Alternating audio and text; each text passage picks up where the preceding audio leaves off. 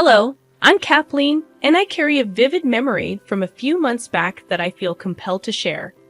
It's a story about recognizing toxic behavior and the importance of standing up against it. I'm 31, and my immediate family includes my 34-year-old husband, Anthony, and our kitten. Anthony and I, high school sweethearts, tied the knot at a young age despite attending colleges in different states. Our bond remains strong, and next month we'll celebrate our 13th year together. Regrettably, my mother-in-law, Carol, won't be joining us. From the start, Carol harbored a dislike for me. With two sons, she had always indulged and spoiled them, considering no one worthy of her precious boys. Anthony and his older brother, David, were oblivious to her controlling and manipulative nature. As they grew, Carol's overbearing tendencies became problematic, forbidding her teenage sons from dating or socializing with girls outside of school. Despite evident signs, Anthony and David remained enamored with their mother's love, failing to recognize her control. Over time, David began rebelling against Carol's rules, which led to conflicts, even threats against his then-girlfriend, Lauren, now his wife. David, however, stood firm, refusing to succumb to Carol's influence. Gradually, both brothers distanced themselves from Carol. Anthony, while acknowledging his brother's actions, believed they were excessive. In the early stages of our relationship, I refrained from commenting to avoid conflicts. Little did I know that Carol would redirect her efforts toward me, employing every means possible to dismantle our relationship. She orchestrated an elaborate Venice tour during prom week to prevent us from attending together. Despite Anthony's pleas to cancel the trip, it was the only time he went against his mother's wishes. Each time Carol called me, unleashing her barrage of insults and deeming me unworthy. Anthony remained passive, offering no defense. Carol even went so far as to predict that I would be unfaithful when I headed off to college. As we both secured spots in different colleges across states, Anthony succumbed to the pressure, leading us to take a brief break. During this hiatus, Carol took advantage of the situation, celebrating our apparent breakup. Unexpectedly, Anthony reconciled with me, infuriating Carol. In response, she intensified her harassment and humiliation, seizing every opportunity to make my life miserable. In an attempt to address the issue, I approached Anthony, expressing my grievances. "Anthony, your mother is consistently disrespectful towards me. Despite my efforts to be friendly and welcoming, she berates me and hurls insults. I'm growing weary of her behavior, and you need to address it." Anthony responded dismissively, defending his mother. "Kathleen, you know my mother is a bit sensitive after what happened with David. She fears losing me as well and genuinely believes she's looking out for my future. Don't take her words to heart." Infuriated, I pressed further. "So you're okay with how Carol treats me? Remember, she tried to break us up." Anthony justified Carol's actions, claiming she was trying to prevent potential heartbreak, leaving me frustrated. I confronted him about it. "She played on your insecurities to end our relationship. How can you justify that despite my efforts to make him see my perspective?" Anthony remained unconvinced. He insisted that Carol could do no wrong and accused me of falsely accusing her. Even David, attempting to reason with Anthony, faced resistance. Anthony accused David of betraying their mother, creating an awkward and strained dynamic between the two brothers. David ultimately married Amy, his high school sweetheart, the same person Carol had tried to scare off. Although David invited me to the wedding, he deliberately omitted to inform Carol, leading to her emotional distress. Carol desperately attempted to persuade Anthony to intervene and secure an invitation for her. Anthony, known for being a mama's boy, engaged in a heated argument with David about Carol. Initially reluctant to attend the wedding to support Carol, Anthony faced my challenge, questioning whether boycotting the event was justified given Carol's history with David and Amy. I pointed out Carol's persistent complaints about Amy supposedly taking David away from her during high school, attempting to defuse the situation. I asserted that it was a misunderstanding, Acknowledging that mothers can sometimes become overly involved, I emphasized the importance of family, urging everyone to mend bridges and refrain from holding grudges. I reminded Anthony that the decision of whom to invite to the wedding rested with David and Amy. I emphasized the need to respect their autonomy, discouraging any requests. Despite my inability to attend the wedding, I expressed my concern that they might be making a mistake. Planning to RSVP the following day in the hope of influencing their decision, highlighting the potential consequences. I warned Anthony that not attending the wedding might result in being cut off by David and Amy, just as they had done with Carol. After much deliberation, Anthony eventually agreed to attend the wedding. I felt optimistic that this decision might bring positive change, allowing David and Amy to enjoy their happiness without interference from Carol. They chose to organize the wedding far away to prevent Carol from showing up. However, Carol's reaction was intense when Anthony showed her pictures from the wedding. She cried on his shoulders and insisted on his company for a month.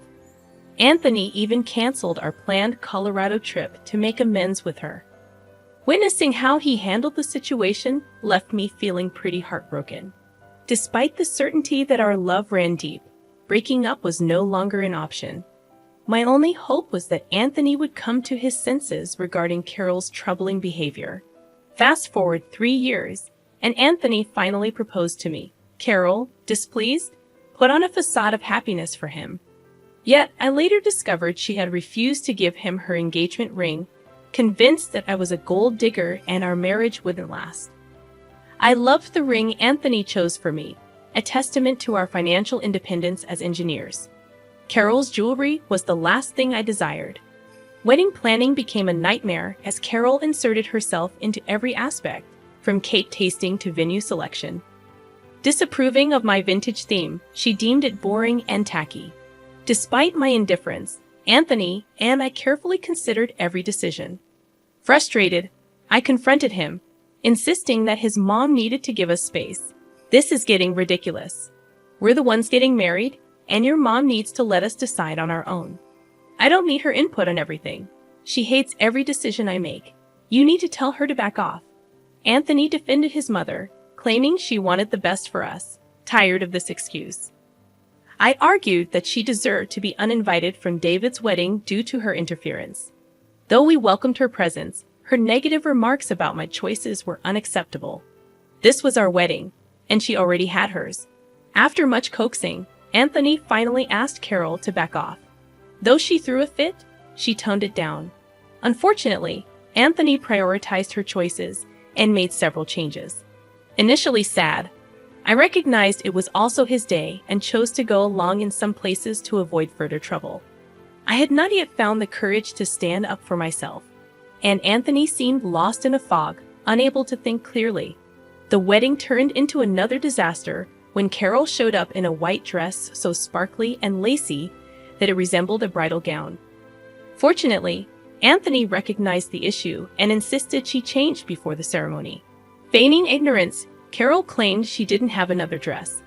However, my maid of honor and best friend came to the rescue, producing a pale blue gown that fit Carol perfectly. Anticipating her intention to wear white, I had purchased a decent dress for her on my dime. With no excuses left, Carol had to wear the provided dress. During the reception, she delivered tearful speeches about losing her children to awful women, targeting both me and Lauren, who were avoiding her. Carol also disparaged our relationship, portraying herself as the victimized mother-in-law. The wedding attendees looked uncomfortable, and even her own family was mortified. My maid of honor swiftly took the microphone, redirecting the atmosphere. On our honeymoon, Carol incessantly called us, reaching out to Anthony and crying about feeling lonely. She bombarded us with 5 calls a day. And when unable to reach Anthony, she called me, accusing me of taking her son away. Just a month after the wedding, she insisted that no matter what I did, he would always choose her over me, asserting that he would never love me more than his mama. Attempting to reason with her, I explained that we were on our honeymoon and she needed to stop calling us so frequently. When Anthony's phone died, he went back to our room to charge it, emphasizing that there was no intention of keeping him away from her. Kathleen, it's clear to me how driven you are by greed. Your sole focus is on extracting money from him, ignoring the fact that he supports me financially and genuinely cares for me, something he's been doing since his father passed away a decade ago. Carol, you may be his mother, and it's natural for him to support you. But I am financially stable on my own and have no interest in his money. Stop falsely accusing me of trying to exploit him. Enough with your baseless accusations. You might deceive him, but I see through your intentions. Hand over the phone to my husband. I need to speak with him urgently. During our honeymoon, I endured numerous conversations like this with Kathleen. When we returned home, dealing with her incessant crying became a daily struggle, all because we didn't take her along. Even now, she scolded my husband for going without her. Anthony, as always, did his best to console his mother, overlooking my concerns. I was gradually finding my voice to stand up for myself. Things were relatively stable until a few months ago when I discovered I was pregnant with our first child. Excitement filled us, and Anthony wanted to share the news with Carol immediately. Despite my reservations, I agreed. However, instead of joy, Carol reacted with tears and accusations. She accused me of trapping him with a baby, insinuating that I had cheated on Anthony. Despite my husband's attempts to calm her, she remained obstinate. I grew weary of her dramatic outbursts, which persisted for 3 weeks before she decided to visit us. Carol arrived unannounced, seemingly happy about our baby, showering me with gifts. Anthony was relieved, thinking Carol had finally accepted our child. The truth, however, was far from that. I felt a sense of unease about Carol's newfound happiness and decided to approach the situation cautiously. In the evening, she offered to make us tea, claiming it would help warm me up as the weather was getting chilly. Anthony appreciated her gesture, giving me a triumphant look as if to say, "I told you so." Choosing not to dismiss my concerns, I excused myself and went to the kitchen to check on Carol. I'd observed her preparing tea and adding something from a carton. Both my husband and I are lactose intolerant, using a specific brand of oat milk for our tea. However, Carol was using a different carton that caught my attention. She used oat milk for 1 cup, but opted for the suspicious carton for the other. Initially, I assumed she was merely using a different type of vegan milk for variety. Despite this, my unease persisted when she handed me the suspicious mug. Feeling a sudden panic, I impulsively switched my husband's cup with mine when they weren't looking. We drank tea, and throughout the evening, Carol seemed to smirk at me from across the couch. Fortunately, nothing untoward happened for the remainder of the night. However, in the early hours of dawn, I heard my husband vomiting in the bathroom. He made several trips, and the noise woke me up. After a while, I saw him lying on the living room couch in pain. Concerned, I approached him and inquired about his condition. Carol, emerging from her room, looked worried at the sight of Anthony's distress, breaking into an ugly cry. It suddenly dawned on me. This woman had used cow milk in our tea. I was prepared to confront her, but before doing so, I had to rush Anthony to the hospital. I urgently dialed 911, requesting an ambulance for Anthony, who was experiencing severe stomach pain and was on the brink of passing out. At the hospital, we waited for the medication to take effect. When the doctor arrived for a consultation with Anthony, I brought Carol along. In the presence of both Anthony and the doctor, I coerced Carol into confessing to everything. She was concerned about her son, so getting her to confess wasn't a challenge. The doctor expressed disappointment and informed us that Anthony needed to be hospitalized for a day. After the doctors left, Anthony seemed troubled. The fog in his mind began to clear, and he questioned Carol about why she used milk in his tea, knowing about his allergy. He pointed out that their household didn't even have cow milk, and I didn't consume it either. Carol insisted that she didn't intend to harm Anthony, claiming she was aware of his milk allergy. Anthony was perplexed and demanded an explanation. Carol continued sobbing in a corner, prompting me to reveal the truth. I explained that Carol brought cow milk into their home, not for Anthony, but for me. It was not meant for him to consume, and I had switched their cups when Carol wasn't looking, prioritizing the health of our child. It turned out to be the right decision. Anthony, shocked and disbelieving, accused me of lying. He couldn't fathom why Carol would want to hurt him and our child. I urged him to ask Carol for an explanation, emphasizing that I had taken precautions to safeguard our child's health. Carol erupted into a cacophony of wails and screams, reaching such a fever pitch that a nurse had to usher her out, a move no one objected to at that point. Anthony, visibly shaken and traumatized by Carol's actions, apologized profusely and pledged to keep her out of our lives. Witnessing Anthony's pain, I offered comfort as best I could and took him home the following day. During his hospital stay, I seized the opportunity to change the locks on our house. Anthony called Carol, firmly informing her that we were cutting all contact with her for good. This decision triggered more cries and pleas from her, insisting that as his mother, he couldn't sever ties. Anthony resolutely rejected her pleas, highlighting how her actions had harmed our family. He emphasized that he wouldn't tolerate it any longer.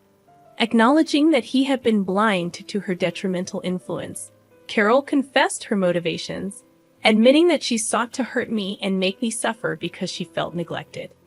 Anthony, unyielding, deemed her actions unforgivable, especially considering the potential harm if I had consumed the tea she prepared. Expressing his disgust, Anthony firmly rejected her presence and cut off all communication. We changed the locks to prevent her from entering our home, and when she attempted to force her way in, we called the authorities, blocking her on phones and social media. We informed our extended family about the situation, and their unanimous disapproval further isolated Carol.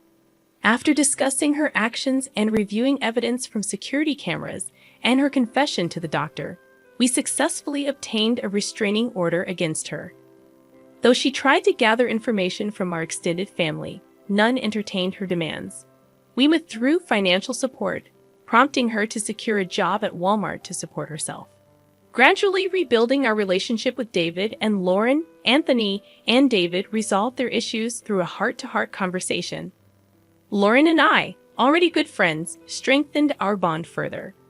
My husband, having come to his senses, shielded me from Carol's influence, and we eagerly anticipated the arrival of our child, with an agreement not to allow Carol any relationship with our future family. Enjoying the newfound peace in our household after Carol's departure, we considered moving to David City after our child's birth. Uncertain about the future, we remained positive that we would overcome any challenges together.